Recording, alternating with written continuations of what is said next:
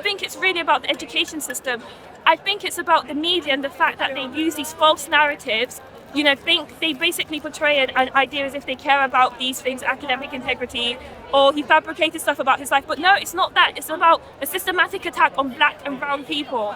And especially reminding us that no matter how far we climb, no matter how we achieve, that they will come for us. And they will step on our necks and that nowhere is safe. No matter how high we climb, no matter what we do for this country, no matter what we achieve, it will never be enough. And I think that's what it shows to me, that it will never be enough if you're black and brown in this country. They sold us as slaves. They don't love us. I want us to say that never again should destroying a human being become entertainment. My love to the family, the whole of Trafalgar Square, the whole of UK, and globally, we are watching this. Let's say his name. Jason Arday. Professor Jason Arday. Louder. Professor Jason Arday. Thank you. I remember when the news came out of him being the youngest black professor at Cambridge, and I thought, wow. And I was just looking at him and I thought, what a star. And then hearing some of the backstory of the challenges he had to get there, and inherently I already knew that, gosh, I can't begin to imagine, or actually I have lived of that thing of having to work so tirelessly to really, really prove himself. So for him to get there, I've got nothing but a sense of pride and admiration, because for a lot of us, including myself, I know just how tough it is to occupy anywhere and be the best as well. The legacy media crossed every line in the treatment of Jason. They were gleefully enjoying racialized harassment, which was started by an unapologetic ethno-supremacist. Imagine being so lost in the business of cruelty that you relish hurting another human for sport with your own poison pen. Imagine an industry that rewards those that hold this pen for how cruel they can be. We all witnessed, all of us, a serious crime, and it's important that I use the word crime today.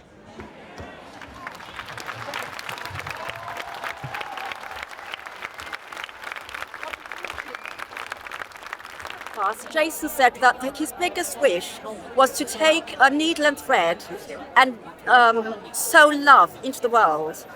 And the outpouring of love we've seen here today epitomizes everything that Jason stood for. I think it's just heartbreaking that we're now hearing about so many other cases of professional people who have been convicted of plagiarism over the last few years, who have not lost their reputation, who have not been tarnished, and who are still employed in the very jobs that they've been involved in. So to me, the double standard of how Jason has been treated, Professor Jason Arday has been treated, is lamentable.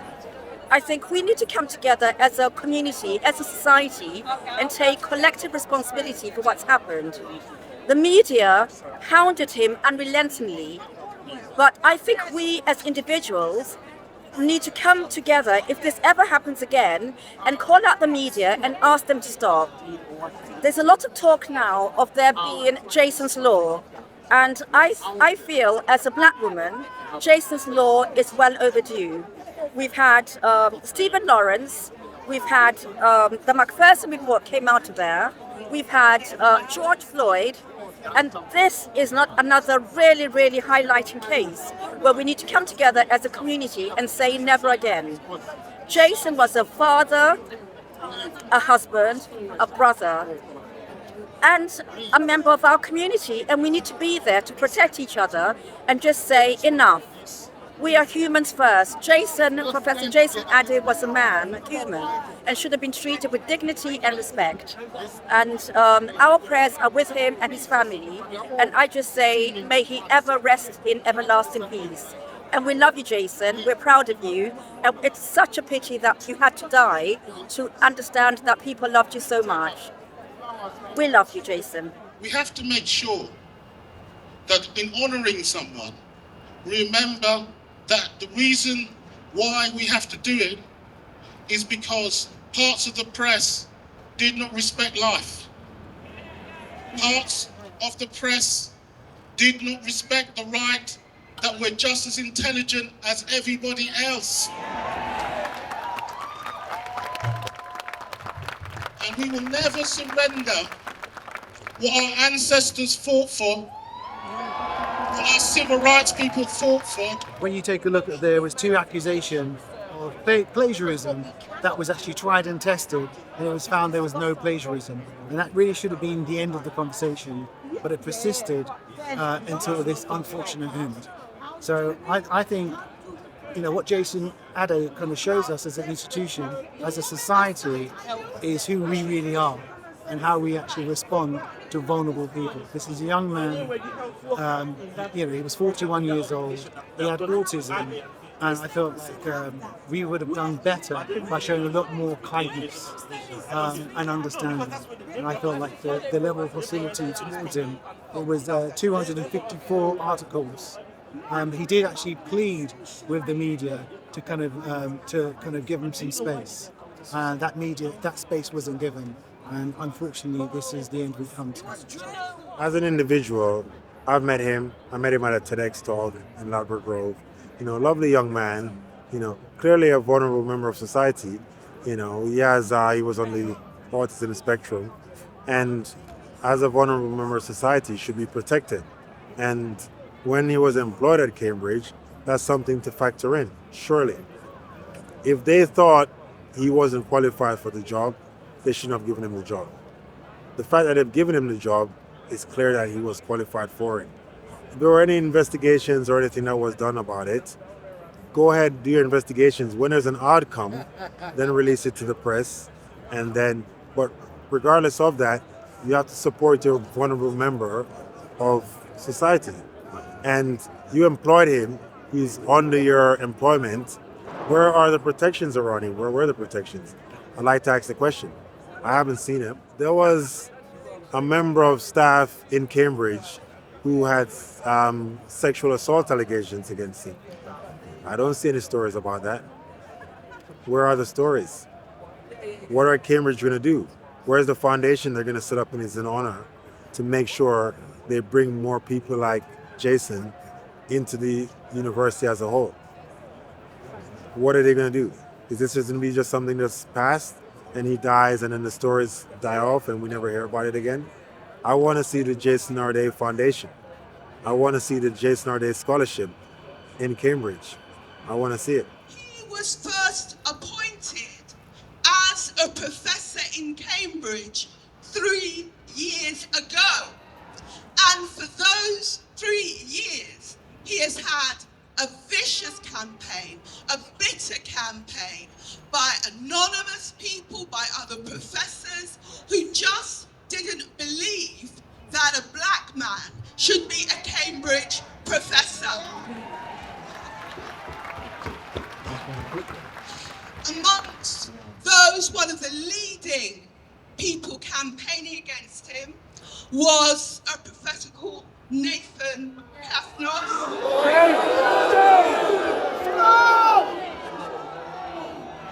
He calls himself a race realist. He was dismissed by Emmanuel College because of his racism, and he insisted, he campaigned over 3 years against evil. I think lots of people might focus on what the nature of the allegations were, plagiarism and all of the stuff about his life, but I think it's important to remember the context in which the UK media is operating. We've had a genocide, we've had political scandal after political scandal, yet somehow they think that the story that's worth focusing on, with everything that's going on, is an issue to do with plagiarism and the minor details about someone's life who he probably worked so hard to get where he was. And it's so painful to see that it was so much for him that he had to take his own life. There's so many other things that are happening right now in the UK that deserve more attention, yet they couldn't leave him alone. And it's the same actors, it's the same systems, the Spectator, the Times, the Sunday Times, all of this right-wing press that they're denying the genocide, that they also contributed to this man's death as well. So I guess the reason why I'm here today and to sum up the story that I see as a public lynching, I don't even want to focus on what he was accused of because I don't think that is the point, and I don't think that was the point of the right-wing press. It was to basically just serve up this man on a platter to the world, to scrutinise every single detail of his life, but most importantly to distract us and just to create some, I don't even want to use the term, but inconsequential narrative about what? What does it even matter? He didn't hurt anybody. He didn't hurt anyone. We have Peter Mandelson, Jeffrey Epstein, all of these people who have basically abused children. Where is the news coverage on that? Where is the news coverage on that? So I guess if I would sum it up, I would say this is a public lynching of a man. They should have left him alone, and they should understand that there's more things to life right now than if somebody copied someone's essay. Now, what I've seen for young people, the sense of belonging isn't always there. So I do think about Professor Arday that, okay, and students who have studied at Cambridge, what is it really like day to day? That great, they got there and we should be proud of them. What is it really like? And I think I can guess what it's really like. It's filled with the void of, oh, you know, actually we don't want to do things like that. Or, well, that's a bit aggressive, or that's a bit, so all of those stereotypes, all of those microaggressions, as well as blatant racism comes out, and again it just makes it so deplorable. But because for some individuals, especially from racialized backgrounds, including mine, and I'm West African born, you think to yourself, I'm not just here for myself, I'm here for my entire family and an entire bunch of peoples. And so you hang on and you stick to it. But the suffering that comes with that time, and it's the silence and the sense of isolation, because the minute you speak up, again, that chastisement, it's going to be used. HR, whatever is in policies are then used against you to silence you, to unseat you, to harass you, or to humiliate you. And that's why for my 16-year-old daughter, I am very happy for her to just do well and just exist. Because the minute that she becomes excellent in any space, the minute that she stands out for her goodness, for her mind, for her way, it's an automatic target. And I don't want that for my girl child, because it's what I've experienced. So this is why this news really, really hit me. I just had to be here, because it just cut so deep, and it just seemed so unfair. And I don't think Cambridge and lots of the other institutions realise that actually because of this, there will be some young people who might shift their focus from places such as that and think, actually, even though I am brilliant, do I really want to be at some place like Cambridge or like Oxford? And that's an indictment on this country, because those are future stars. I don't care what people have to say in terms of, oh, that Professor Arday wasn't good at his job. There is excellence in all of us, and particularly for Black people, it's ingrained in us from so young with how hard we work. So when we reach those places, to then come up against all of that, I just think there's going to be a lot of young people and a lot of other scholars who are going to second think going to Cambridge, because at some point the prestige of these places is going to outweigh it's not going to outweigh how people feel and the harm that comes when people go into those settings.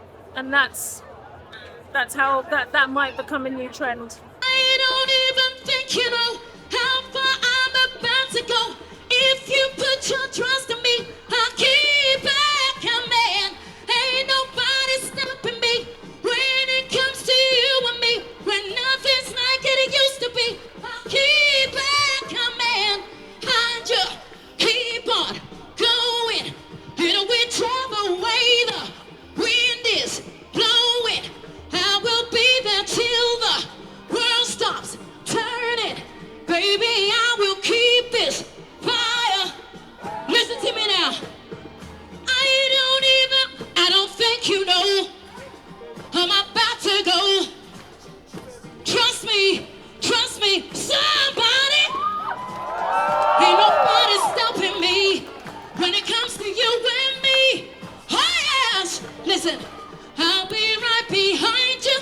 Keep on going, and whichever way the wind is blowing, I will be there till the world stops turning. Baby, I will keep this fire burning. I will be your sister. I will be your mother. I will be your friend. I will be your lover. Unity.